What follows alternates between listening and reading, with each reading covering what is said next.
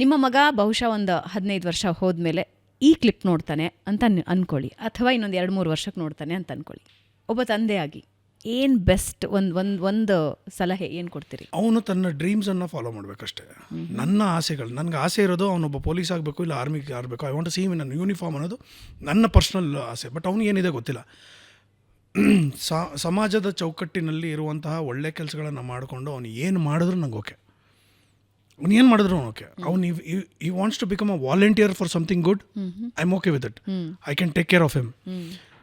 ಅವನು ಡಾಕ್ಟರ್ ಆಗಬೇಕು, ಇನ್ನೊಂದಾಗಬೇಕು, ಬೇಡ. ಅವನು ಒಬ್ಬ ಕವಿ ಆಗಬೇಕು, ಐ ಆಮ್ ಓಕೆ. ಅವನೊಬ್ಬ ಪೇಂಟರ್ ಆಗಬೇಕು, ಐ ಆಮ್ ಓಕೆ. ಅವನ ಒಂದು ಡ್ರೀಮ್ ಏನಿದೆ ಅವನು ಅದನ್ನು ಮಾಡಿದ್ರೆ I am totally okay with it.